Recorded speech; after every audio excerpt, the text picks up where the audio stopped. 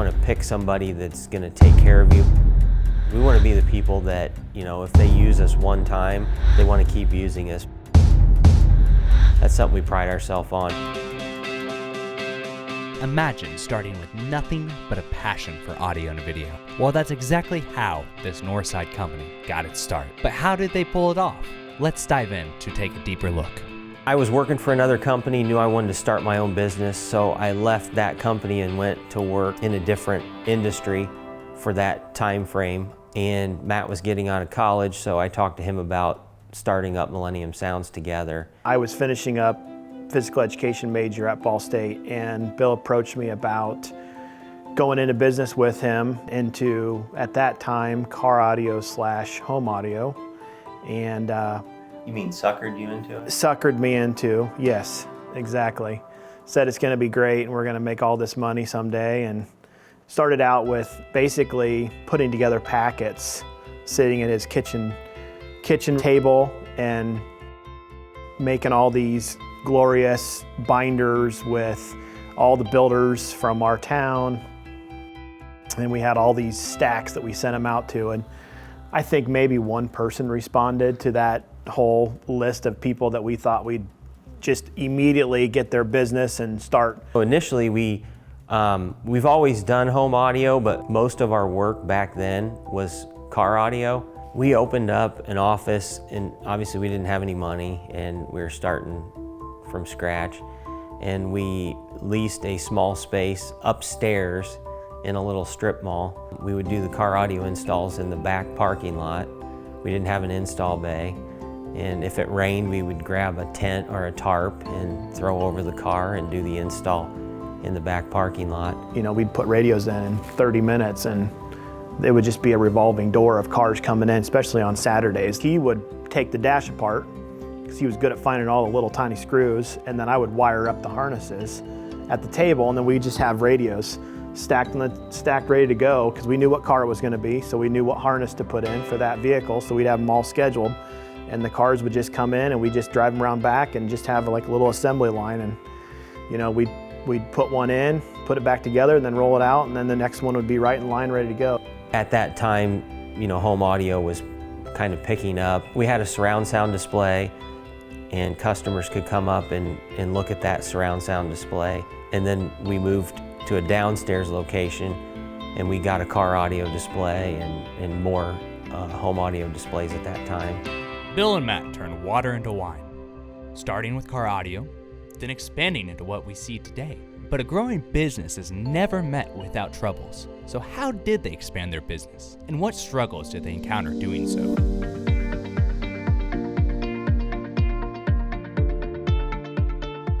We knew we wanted to get into home automation.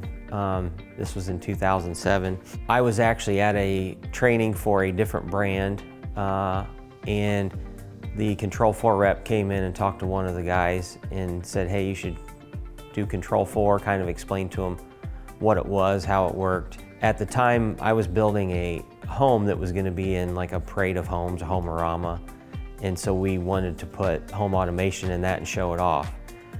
We were probably, I don't know, maybe a month away from that, month and a half from that being finished. And so we had to make a decision and get that equipment installed. One of the guys said, hey, we should look at Control4. It does exactly what we've been looking for.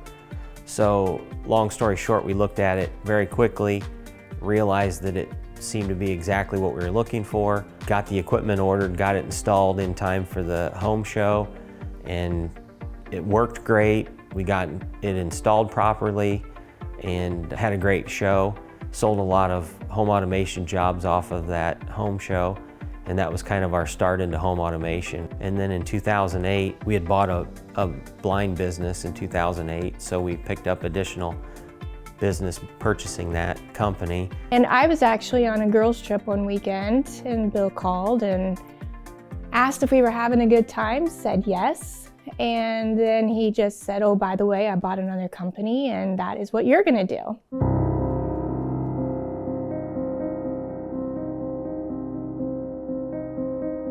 The biggest struggle that we probably had was obviously back in 2008 when the economy took a dump. that was pretty hard, just trying to figure out how we were going to make it all work, make sure everyone could keep their jobs, and to be able to provide for their family. So it was definitely a balancing act. Up north, the economy didn't kind of slow down as fast, so I feel like it took another year or two before that kind of slowed down.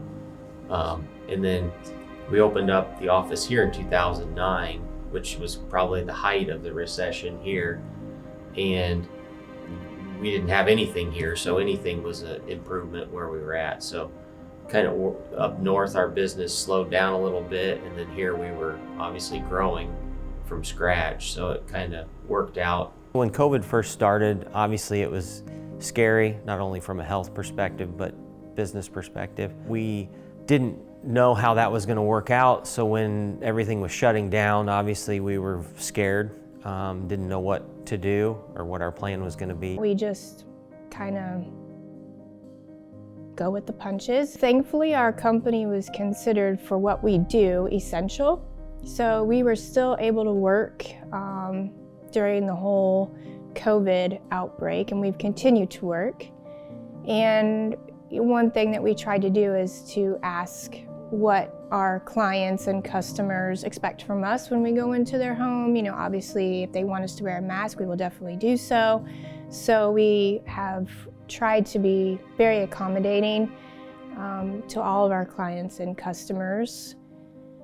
So, and honestly, we've not had any interruption with our employees. They've all been healthy and showed up for work every single day, give 110%. We've been lucky. It is my job to find and procure product for the best price that I possibly can. And there are times where, especially again, I have to go back to the times that we've dealt with the last couple of years and the supply chain difficulties.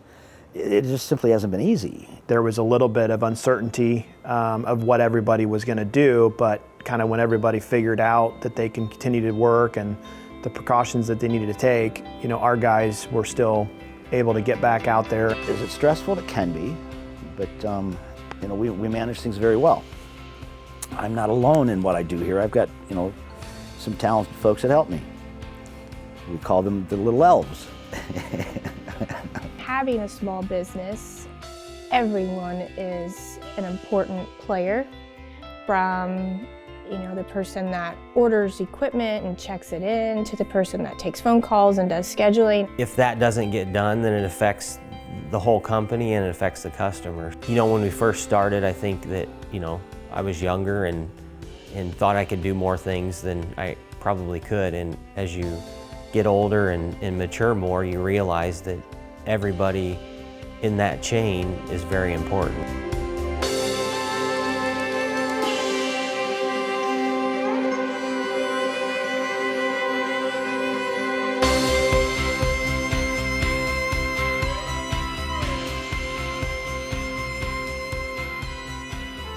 Doing this for 20 years, we've had a lot of people that have worked for us over the 20 years, and everybody has helped us get to where we are now.